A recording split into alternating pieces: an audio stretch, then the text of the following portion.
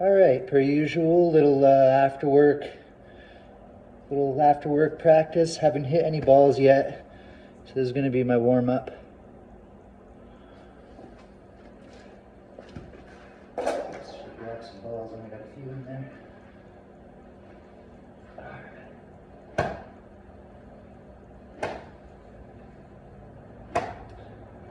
All right, how's the swing feeling?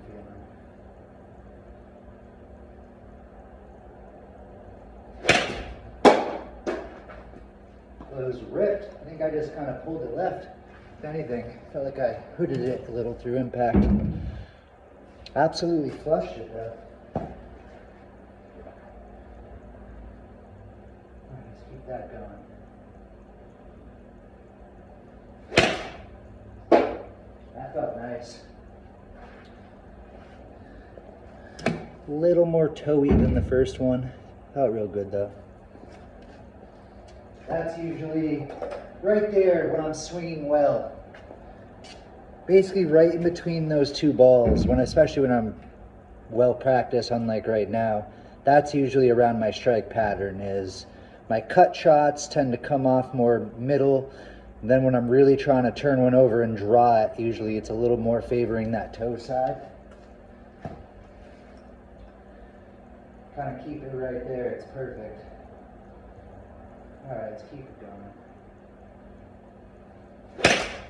going. Felt good? Yep, right in between the two. Maybe right on top of the first one. Feeling I've always really liked, well, different feelings that I like, I've taken from some pros. Like, I might admire a way a certain professional does something and kind of just take how I feel their swing looks to me, or what I'm admiring about their swing, and try to incorporate that into my own swing.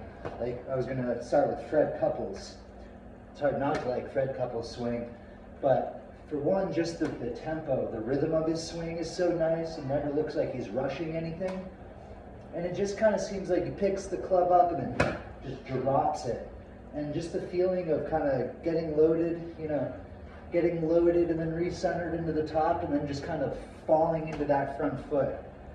And letting all of the energy just right there down through the ball. And then just letting the momentum of the club bring you around to a nice finish. It just feels so effortless. It's so nice when you get it.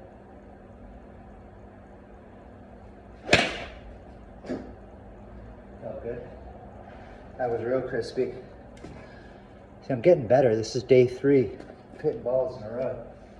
Really rusty there for a minute. It's such a good feeling of just dropping onto the front foot. And something I mean, I'm not the first person to realize, obviously, that the hips clear behind you and the club kind of goes out to the right, especially for slicers. They want to feel like it really goes out to right field or drops in. So what I kind of coined the term, the square, what did I call it? Oh, just the square root. Yeah, the square root of golf, which is basically trying to get your hips as far open as possible, coming down into the ball, and then trying to get this club coming from the inside out to the right as much as possible. So it's basically as much as you can left with your hips, as much as you can right with your club. So it's kind of, but you're taking the square root. It's kind of a pun, square, 2. You're taking the literal square root down the middle. But that feeling, especially for slicers, is great because usually their body does the opposite from get out of the way. It gets in the way as they end up coming over the top. So their body kind of goes right and their club goes left. What they need to feel is their body going left and their club going right. Now, if you draw the ball or hook the ball, obviously you're not going to want to try to come from the inside so much. And again, it kind of, another drill I kind of just like made up years ago, especially for slicers, is the figure 8. Because usually since I don't slice the ball, it's just the straight back, straight through, you know, just feeling the rhythm. I think this just kind of getting used to swinging the club back and forth with rhythm is really good for every player, but especially the slicer should learn kind of this and exaggerate the move. And if you're a hooker, if you draw the ball, you might want to, you know, practice kind of just coming over the top just a little bit, even if your tendency is to get stuck from the inside and hit flip hooks, pushes. So it's kind of relative to whatever your own swing is. But every good player ever, their hips are, I mean, right-handed. Obviously, it's flipped around for a lefty. But for every good player ever, their hips are clearing out of the way one way, and their club is coming into the ball the opposite way. It's kind of like a V. And another thing is, this tube seems to work pretty good. If you can imagine the swing path is something similar to this, obviously coming into the ball, where you're coming in, you know, and it kind of straightens out and then it comes back around to the left. Well, obviously if I play that ball way far forward, like say directly off my front foot instead of just inside of it with a driver, but that's, you know, this, here, let me go like this. So if normally with a driver, you know, I'm about, here, let me line the ball and the club up. So the club's lined up with that ball. So if I play it about here, you can see that club would be coming in from the inside and kind of straightening out by the time it gets to the ball. But if I were to play that, you know, say like in front of my front foot, like way up forward, you can see how the club path would be coming in and then it would be starting to go to the left again, which even with a square club face is going to, say, let's assume this club face is perfectly square to the target at impact. That ball is going to start straight at the target, but if the club head is moving left, it's going to slice right. And just the opposite, if that club head is dead square to the target at impact, but it's moving out to the right, it's going to start at the target and hook left. So to draw the ball straight, or let's say to draw the ball at the target, the club face, you obviously want to set up right, close, and set up for a draw, but the club face at impact should be aimed a little right of target, because that's going to dictate where the ball starts. The line the ball starts on is where the face is aimed. So the club face is actually slightly open to the target when hitting a proper draw, and the club path is just even more out to the right. And what I've always done, for one, if every player should know the new laws of ball flight. The new laws of ball flight are very important. But once you learn those, you kind of understand the physics of the game. And if you can do this at full speed, but I like to start small. And you can kind of just, with your eyes, with your periphery, obviously I'm not going to follow the club with my head back and forth to watch it, but you can kind of see a blur that the club makes through the impact zone. And I can see, you know, that's pretty straight, maybe slightly out to the right there. I can see that's way out to the right, just looking at the blur of the club head. You know, so if I wanted to draw the ball, I might exaggerate getting that blur more on a line way out to the right. You know, kind of letting the club face close just a little bit as you're coming in and swinging out to the right. And just the opposite, if I'm trying to cut it, I might try to get the blur of the club head to be a little bit more left of my target. And those are exaggerated. But the easiest way to do it is wherever you want to start the ball. Like say I want to hit a little 10, 20 yard draw. I'm going to aim, you know, 15 yards or so out to the right with not just my feet. A lot of people try this and then they end up going like this. and they keep their shoulders back at the target, you want to close those shoulders, especially if you slice and you want to draw the ball. Everything closed is really going to help you. And then I'll hood the club face just a little bit. Maybe not hooded so much it's all the way back at the actual target, but kind of an intermediate halfway point. So if I want to start the ball 20 yards right and draw it back to the target, I might have the club hooded at about 10 yards right. Kind of right in between, just closed a little bit. And then all you gotta do is swing out to the right, down your foot line. And I'm sure every slicer has gotten to a nice dog leg, right? You know, you get up to the tee and you're like, finally, a hole that fits my shot shape, right? Your slice is gonna work perfect. You get up there and you go to hit your shot and the ball ends up going dead straight. The one time you don't slice it is when you were trying to slice it. Well, that's because golf is very much a game of opposites. You can't go off your instincts.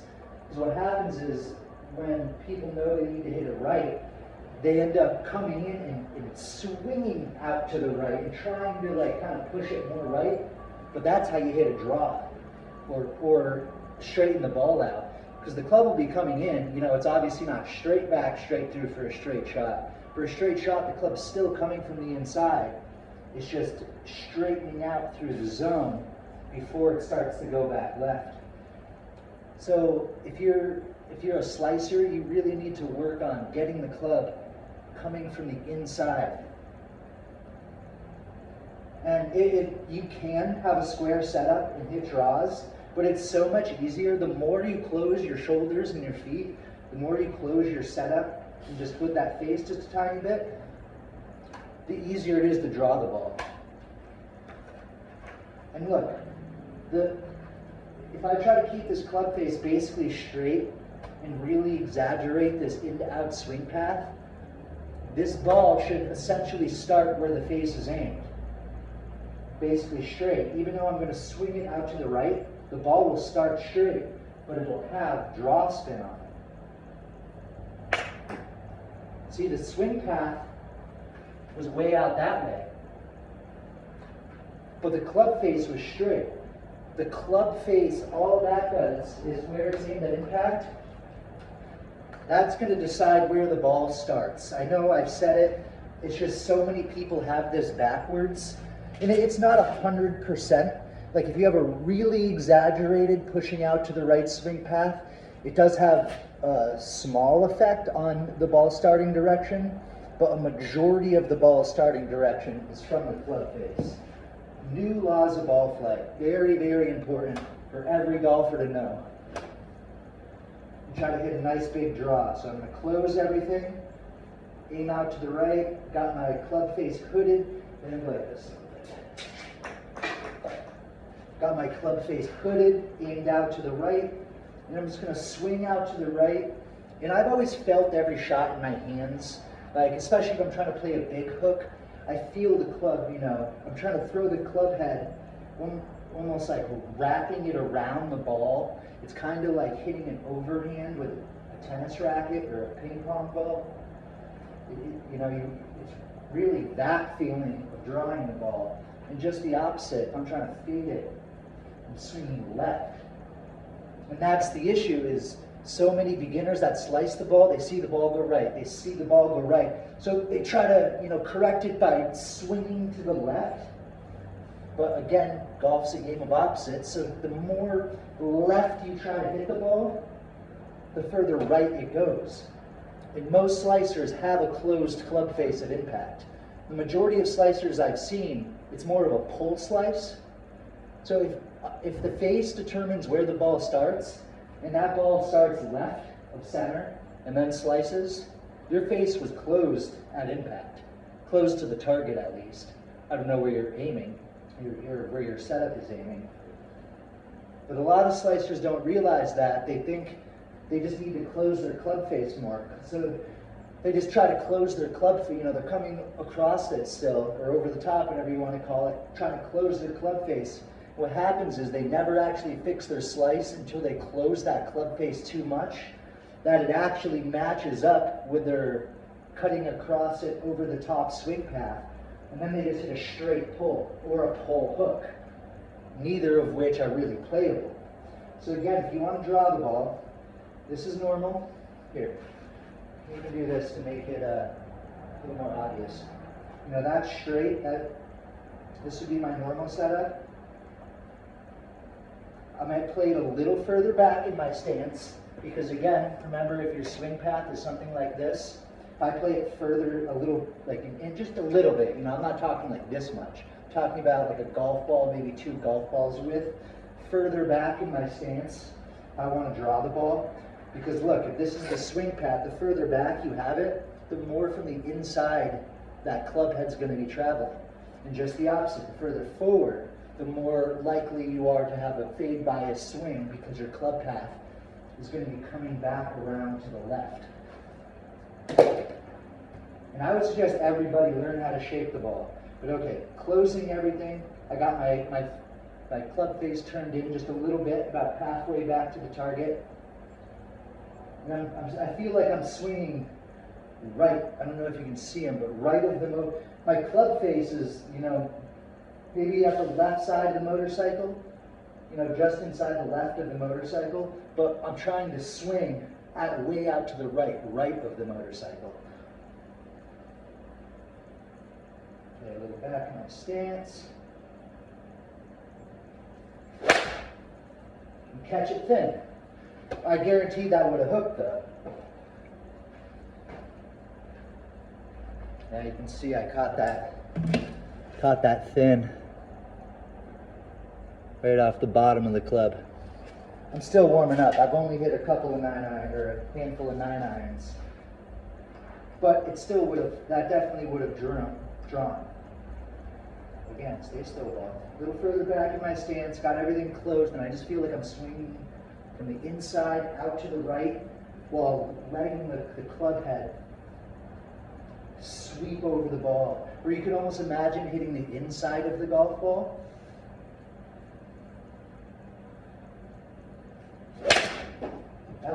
That thing would have went out and just taken a left turn. I mean, that was a big sweeping hook. But especially if you're a slicer, that's what you need to learn. You need to learn how to hit those gigantic hooks. That one was pure, by the way. That one wasn't thin. That was just a straight snap hook.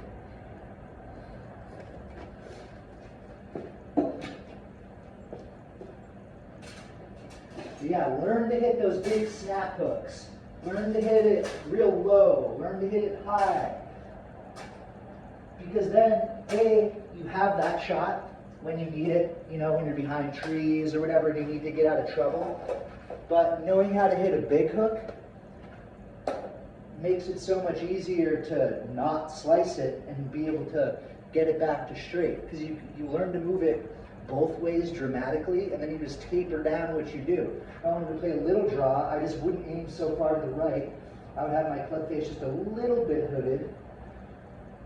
You know, and now I feel more like I'm swinging kind of at the motorcycle instead of right of it. That's kind of the swing path. Just a baby draw, a little back in the stance.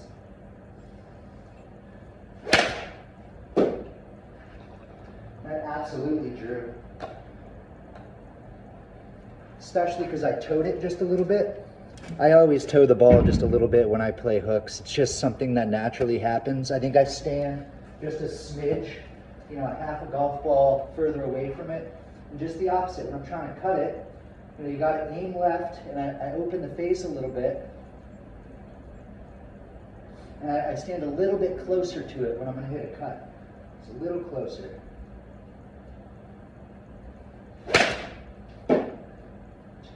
And I just hold it right there through impact. And I just feel like I'm kind of holding the face from kind of like this. I'll even end up a lot of times with a Arnold Palmer kind of finish. I'm really trying to work the ball. Because you can see how if you're holding the face open, that's kind of how you end up with that Arnold Palmer finish. Versus I'm really trying to hook it, you know, my finish is going to be more over here, like flipped over. Back to what I was saying about taking things that that you like, that you could work on from professional swings. I've always loved Vijay Singh's follow through. It just seems so relaxed, the way he's very kind of, Tiger did this for a while too, and I think he was influenced by Vijay. Very much just kind of like a high hand, a very loose but high-handed finish. So I always feel like I'm throwing the club down the target line, or wherever I want the ball to start. I feel like my front shoulder's pointing where I want the ball to start. I feel like the club head goes down that line and then just wraps around.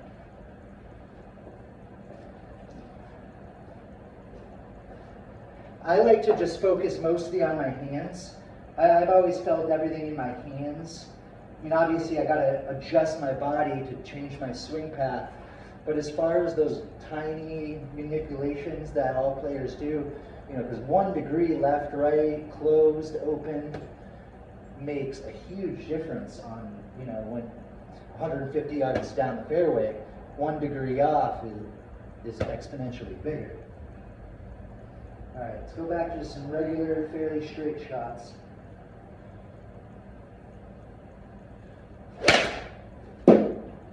That felt real nice. Real nice. Here's a little back over, not as toey as those last ones. Right over the sweet spot. Yeah. I've talked about this before. Be very deliberate on the course. I would strongly suggest everybody stand behind the ball before you hit a shot and imagine the ball flight, whether it's a draw, fade, high, low, whatever. See the shot you want to hit. And from behind it, line up where you want that ball to start. And I might see something like blade of grass, piece of dirt, old broken tee, something, you know, between maybe here and here, a foot to 3 feet in front of the ball. You know, something on every shot, something will stand out, crooked blade of grass, whatever. But find that thing that's in a perfect line of where your ball would ideally start. And come up and line your face up to that close target. And then line your body up parallel to it. And it makes your aiming a lot more precise. A majority of pros line up that way. And then it's always easier to, then I just end up drawing kind of a line from the ball to that, and then to the target. And whether you're hitting a full shot or putting, I always do this. And I'm kind of drawing an imaginary line. If you go like this, you know, if you're going like this, you're breaking that line. You see the difference of tilting my head where I'm imagining almost, if you had a laser pointer connected in between, if I had a laser pointer in between my eyes, it would be down at the ball, maybe just in front of the ball I like to focus sometimes, where the divot's going to start. But when I look to the target, that line would be going down and back. If I did this, it's just going to go. And it may seem little, but all these little things, like knowing how to line up properly, knowing how to, you know, when you're over the ball, how to see the line and not break your focus by turning your head like this instead of this. Just those little things all add up to lower scores. Or I see a lot of people do this. I don't know how. Maybe just because I've been doing it forever. But they set up and they're just like,